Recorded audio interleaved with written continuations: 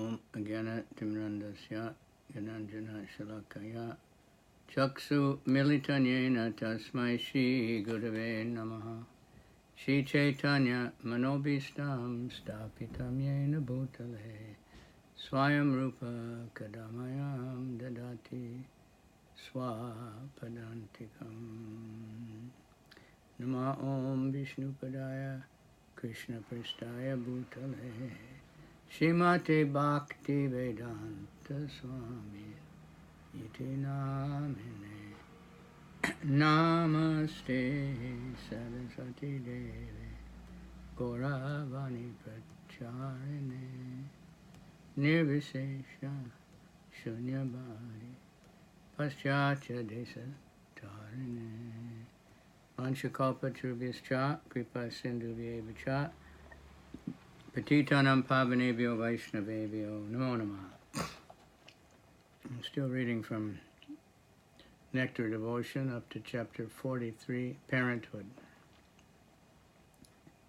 When ecstatic love develops into a relationship of parenthood and becomes steadily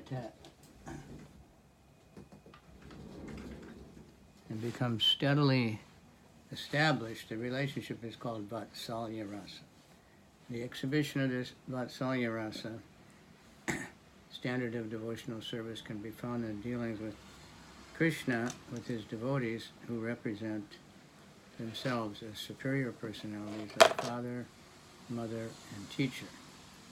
Learned scholars have described the impetus for parental love for Krishna existing in the elderly personalities who are in relationship with him as follows.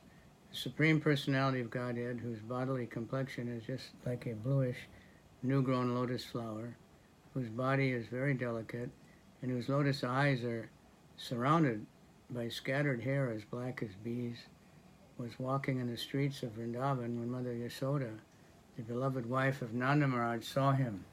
Immediately the milk began to flow from her breast, soaking her body. Some specific provocations for parental love of Krishna are listed as his blackish bodily hue, which is very attractive and pleasing to see, his all-auspicious bodily features, his mildness, his sweet words, his simplicity, his shyness, his humility, his constant readiness to offer respect to the elderly, and his charity. All of these qualities are considered ecstatic provocations for parental love. In Srimad Bhagavatam, 10th canto, 8th chapter, verse 45, it is stated by Shukadev Goswami that Mother Yasoda accepted Lord Krishna as her son, although he is accepted in the Vedas as the king of heaven, and the Upanishads as the impersonal Brahman, and philosophy as the supreme male, by yogis as the supersoul, and by the devotees as the supreme personality of Godhead. Once Mother Yasoda addressed one of her friends in this way: Nanda Maharaj, the leader of the cowherd men, and I worship Lord Vishnu, and as a result of this worship, Krishna has been saved from the clutches of Putana and other demons. The twin Arjuna trees were, of course, broken due to strong wind, and although Krishna appeared to have lifted Govardhan Hill along with Balaram, I think Nanda Maharaj actually held the mountain. Otherwise, how could it have been possible for a little boy to lift such a great hill? This is another example of ecstasy in parental love. This kind of parental love is generated in a devotee out of his conviction in love that he himself is superior to Krishna, and that without being taken care of by such a devotee, Krishna could not possibly live. One devotee therefore prayed to the parents of Lord Krishna as follows: Let me take shelter of the elderly parental devotees of Lord Krishna. They are always anxious to serve Krishna and to maintain him, and they are always so kind to him. Let us offer our respectful obeisances unto them for being so kind to the Supreme Personality of Godhead, who is the parent of the entire universe. There's a similar prayer by the Brahmana who says, Let others worship the Vedas and the Upanishads, and let others worship the Mahabharata, if they are afraid of material existence and want to become liberated from that condition. But as far as I'm concerned, I wish only to worship Maharaj Nanda, because the Supreme Absolute Personality of Godhead, Krishna, is crawling in his courtyard as his own child.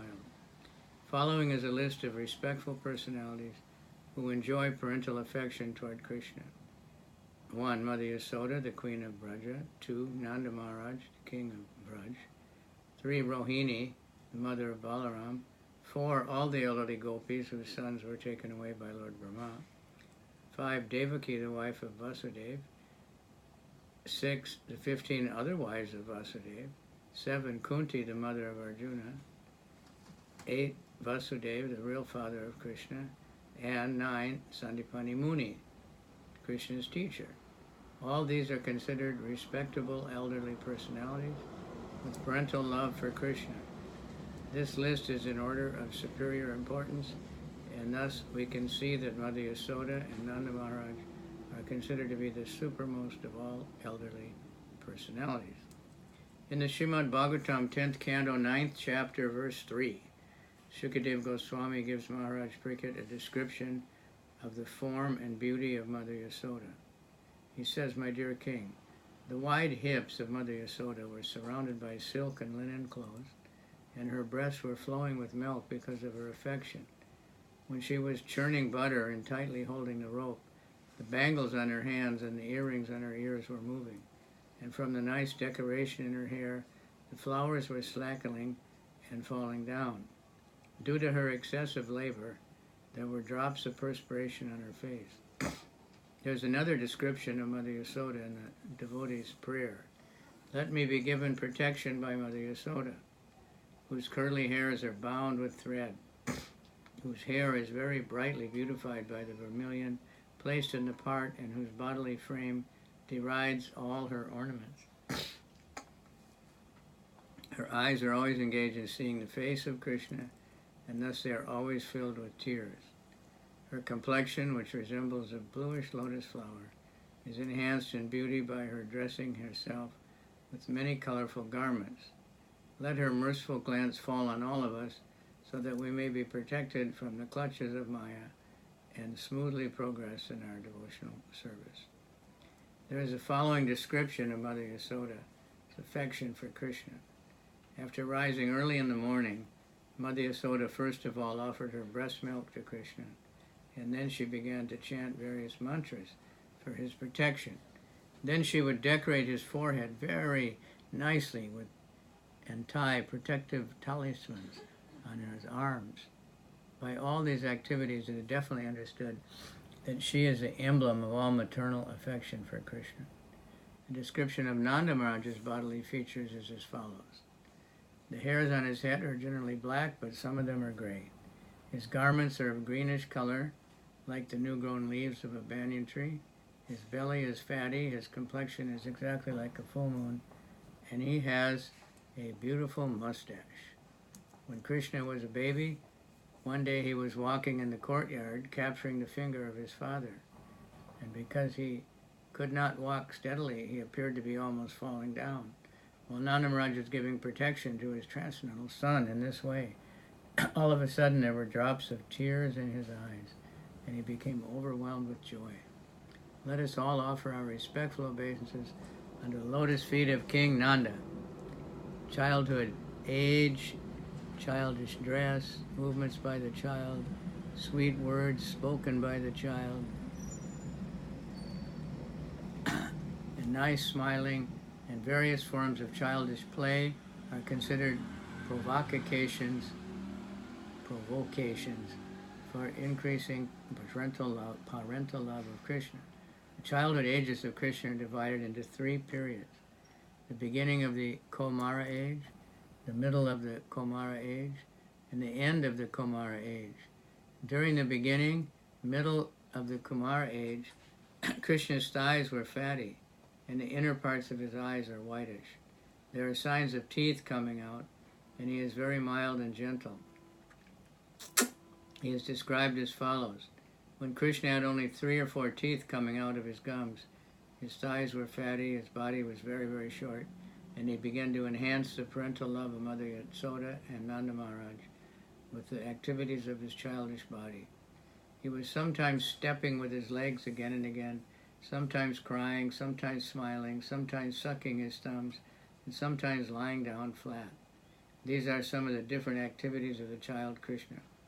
When Krishna was lying down flat, sometimes sucking the toes of his feet, sometimes throwing his legs upward, and sometimes crying and sometimes smiling, Mother Yasoda, seeing her son in such pastimes, did not show any sign of restricting him, but rather began to watch her child with eagerness, enjoying these childhood pastimes. In the beginning of Krishna's Kumar age, the nails of tigers were set in a golden necklace about his neck. There was protective tilak on his forehead, black mascara around his eyes, and a silk thread around his waist.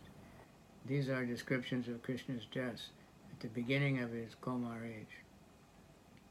When Nanda Yasoda saw the beauty of child Krishna with tiger nails on his chest, a complexion like a new-grown tamal tree, beautifully decorated with tilak made with cow's urine, arm decorations with nice silk thread, and silk clothes tied around his waist. When Nanda Maharaj saw his child like this, he never became satiated by the child's beauty.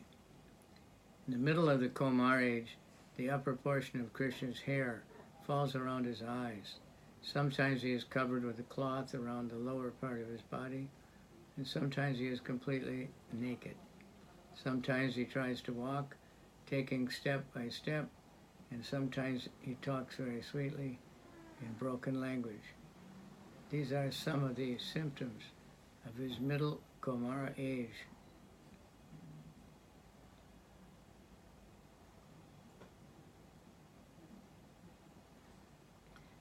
His scattered hairs were touching his eyebrows. His eyes were restless, and he could not express his feelings with proper words. Still, when he was talking, his talk was so nice and sweet to hear. When Mother Yasoda looked at his little ears and saw him naked, trying to run very swiftly with his little legs, she was merged in the ocean of nectar. Krishna's ornaments at this age are a pearl hanging from the septum of his nose, butter in his lotus palms, and some small bells hanging from his waist. It is stated that when Mother Yasoda saw that the child was moving, ringing the bells on his waist, smiling at her with pearl between his nostrils, and with butter on his hands, she became wonderfully pleased to see her little child in that fashion. While Krishna was in the middle of the Kumar age, his waist became thinner and his chest became broader, and his head was decorated with this curly hair hanging down and resembling the wings of crows. These wonderful pastimes of Krishna's body never failed to astonish Mother Yasoda. At the end of his Kumar age, Krishna carried a small stick in his hand.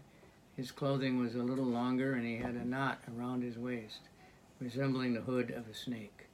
In that dress, he used to take care of the calves near the house, and sometimes he played with cowherd boys of about the same age. He had a slender flute and a buffalo horn bugle, and sometimes he played on the flute made from the leaves of trees. These are some of the symptoms of the end of the Kumar age. When Krishna was a little grown up, he was taking care of the small calves. He would often go near the forest, and when he was little late returning home, Nanda Maharaj would immediately get up on the Chandra Shalika, a small shed built on the roof for getting a bird's eye view all around, and he would watch for him, worrying about the late arrival of his little son.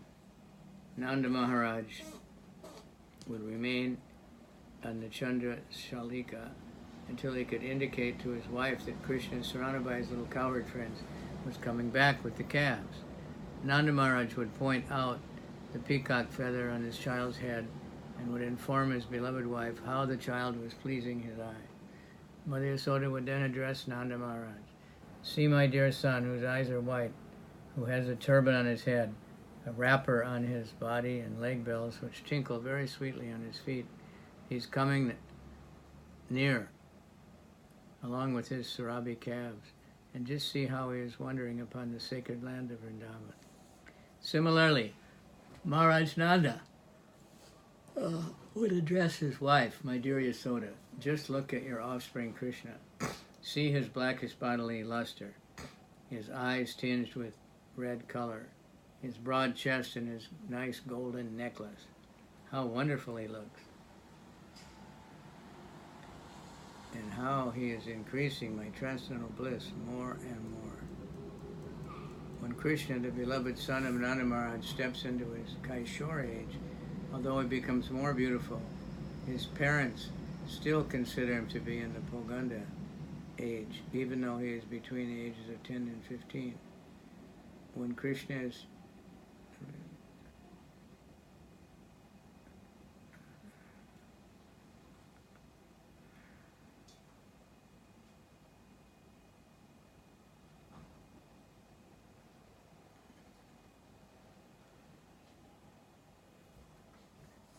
in his Poganda age, some of his servants also accept him as being in the Kaishore.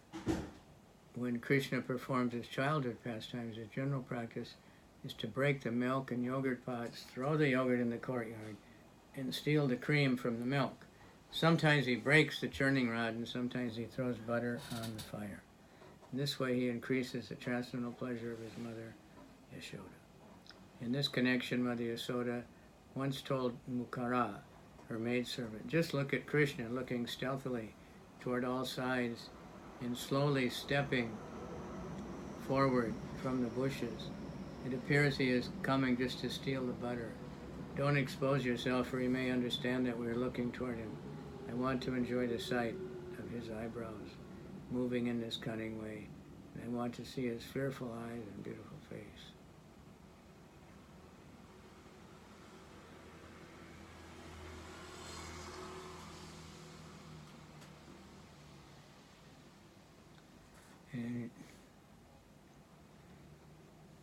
In enjoying Krishna's attitude of stealing butter very stealthily, Mother Yasoda experienced the ecstasy of maternal love by smelling his head,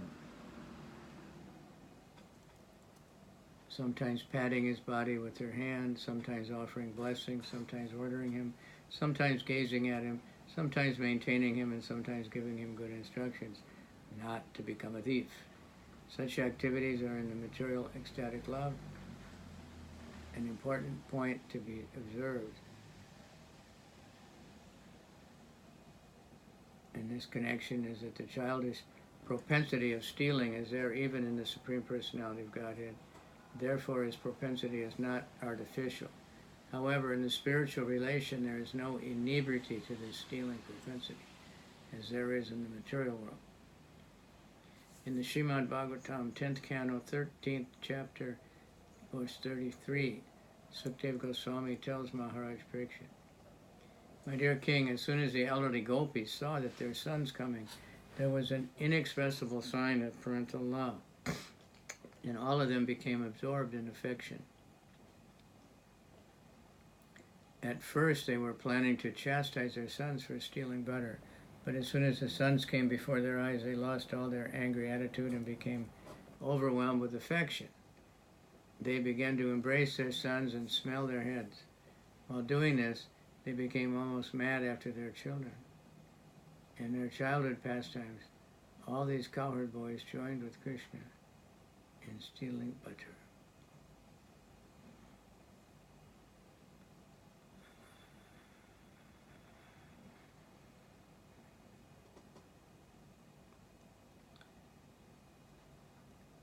While doing this, they became almost mad after their children. In their childhood pastimes, all these cowherd boys joined with Krishna in stealing butter. But then, rather than being angry, Mother Yasoda became wet from the milk flowing out of her breast. Out of her affection for Krishna, she began to smell her head repeatedly.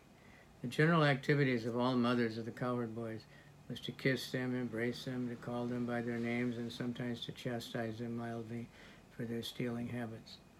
These manifestations of parental love are called sattvika ecstasy, wherein manifestations of 8 kinds of ecstatic symptoms are visible in full. In Srimad Bhagavatam, 10th canto, 13th chapter, verse 27, Sukadeva Goswami tells King Parikshit, All the mothers of the cowherd boys were illusioned by the covering influence of the Yogamaya potency of the personality of Godhead. And as soon as they heard the flute playing of their boys, they immediately stood up and mentally embraced their sons, who had been created by the direct internal potency of Krishna. Accepting them as their own born sons, they lifted them up into her arms and began to embrace them, resting the child's bodies upon their own. The emotions created by this incident were sweeter than nectar turned into a palatable intoxicant, and the milk flowing from their breasts was immediately drunk up by the children. In the Lalita Madhava, compiled by Rupa Goswami, Krishna is addressed as follows: My dear king, my dear Krishna, when you are engaged in herding the animals, the dust caused by the hooves of the calves and cows covers your nice face in artistic tilak, and you appear very dusty. But when you return home, the milk flowing out of the breast of your mother washes your face of its dust covering, and you appear to be purified by this milk, just as when the deity is being washed during the performance of Abhishek ceremony. It is the custom of the temples of deities that if there have been some impure activities, the deity has to be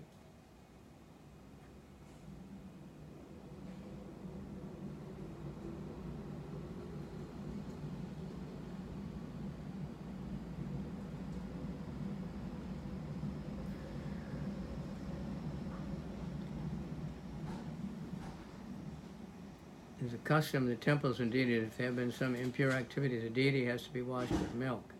Krishna is the Supreme Personality of Godhead, and he was washed by the milk from the breast of Yashoda, Mata, which purified him from the dust covering. Sometimes there are examples of Mother Yasoda becoming stunned in ecstasy. This was exhibited when he saw her son lifting Govardhan hill.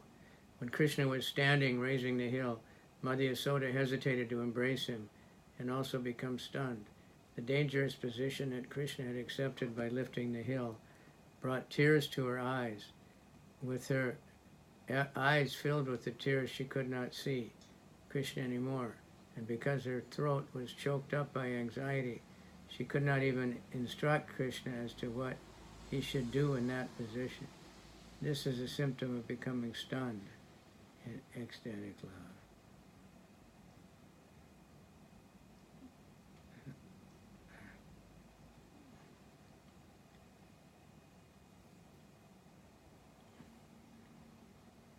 Mother Yasoda sometimes enjoyed transcendental ecstasy and happiness when her child was saved from a dangerous situation, such as being attacked by Putana or some other demon.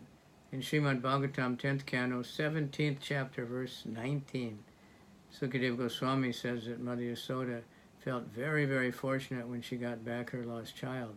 She immediately placed him on her lap and began to embrace him again and again. While she was thus embracing her son repeatedly, torrents of tears fell from her eyes, and she was unable to express her transcendental joy. It is stated in the Vidagdha Madhava of Srila Rupa Goswami, My dear Krishna, the touch of your mother is so pleasing and cooling that it surpasses the cooling capacity of the pulp of sandalwood and of bright moonshine mixed with the pulp of Ushira root. Ushira is a kind of root which, when soaked with water, has a very, very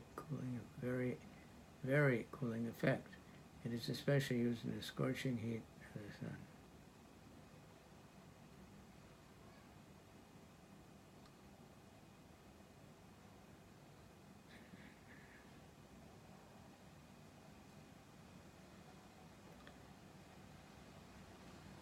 Excuse me. The parental love of Mother Yasoda for Krishna steadily increases, and her love and ecstasy are sometimes described as intense affection and sometimes as overwhelming attachment.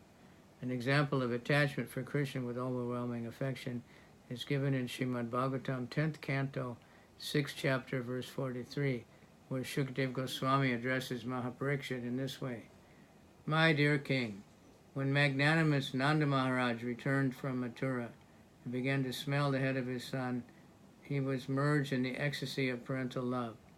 A similar statement is there in connection with Mother Yasoda when she was too anxious to hear the sound of Krishna's flute, expecting him back from the pasturing ground. Because she thought that it was getting very late, her anxiety to hear the sound of Krishna's flute became doubled, and milk began to flow from her breast. In that condition, she was sometimes going within the house, sometimes coming out of the house. She was constantly looking to see if Govinda was coming back along the road.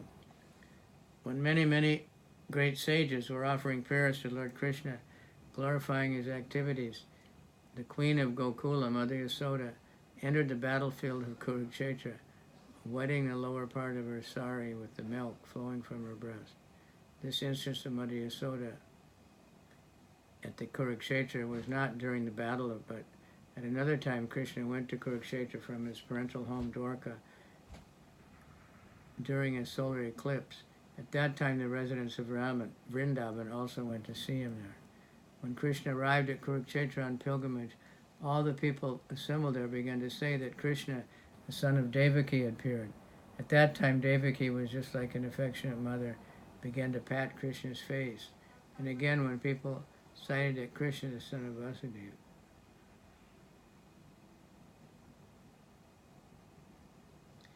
and again when people cried that Krishna, the son of Vasudeva, had come, both King Nanda and Mother Yasoda became overwhelmed with affection and expressed great pleasure. When Mother Yasoda, the queen of Gokula, was going to see her son Krishna at Kurukshetra, one of her friends addressed her thus: "My dear queen, the milk flowing out of your breast mountain has already whitened the river Ganges, and the tears from your eyes have mixed with black mascara, have already blackened the color of the Yamuna.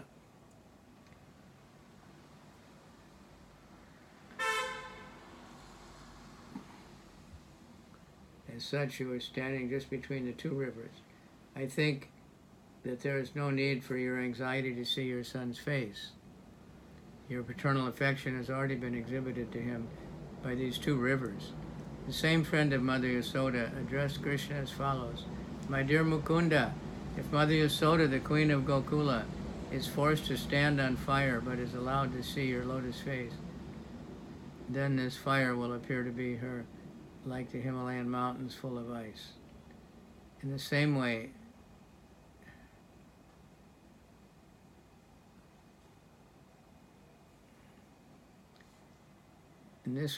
if she is allowed to stay in the ocean of nectar but is not allowed to see the lotus face of her grace, your grace, then even in this ocean of nectar will appear to her like an ocean of arsenic poisoning. Let the anxiety of Mother Yasoda of Braj, always expecting to see the lotus face of Krishna, be glorified all over the universe." A similar statement is given by Kunti Devi to Akrura: "My dear brother Akrura, my nephew Mukunda is long absent from us. Will you kindly tell him that his aunt Kunti is sitting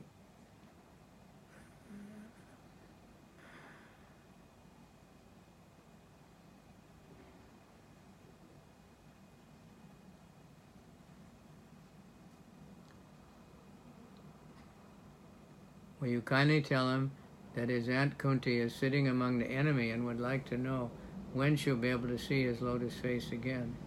In Srimad Bhagavatam, 10th Canto, 46th chapter, verse 28, there is a statement: "When Uddhava was present at Vrindavan and was narrating the activities of Krishna in Dwarka, Mother Yasoda, while hearing this narration, began to pour milk from her breasts and shed tears from her eyes." Another incident demonstrating that Yasoda's extreme love for Krishna occurred when Krishna went to Mathura, the kingdom of Kamsa. In separation from Krishna, Mother Yasoda was looking at Krishna's makeup utensils, and she fell down on the ground almost unconscious.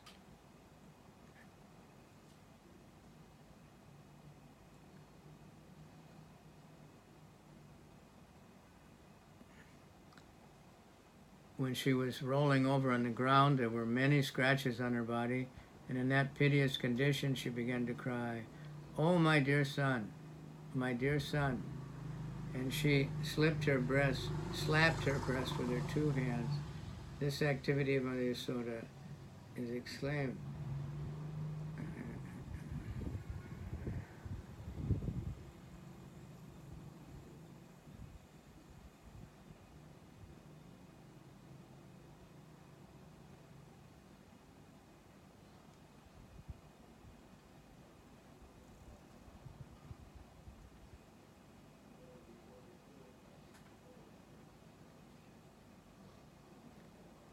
This activity of Mother Yasoda is explained by expert devotees as ecstatic love and separation. Sometimes there are many other symptoms, such as great anxiety, lamentation, frustration, being stunned, humility, restlessness, madness, and illusion. I'm going to stop and just comment a little. We can see emotions, intense emotions. Bhakti is full of intense emotions. It's not dried up. And, we should be serious devotees, but seriousness means concentrating on Krishna, and that means bliss. So we should look forward to that. We can see Prabhupada was always blissful. Krishna is always blissful. So there's so much emotion in all these pastimes, and they're very intense emotions, but we know how mothers are. We can imagine if you're the mother of Krishna. Okay, so we'll just stop. And thank you, whoever's out there. Salika Das. I just saw the name of Salika. I never heard it before. Some kind of thing they stand up on top of the house. All right. Hope to see you in your country soon and go out with the food distribution. Janava Mata Sarva Shakshi Yudhisthira Hiroko. Okay. Arigato.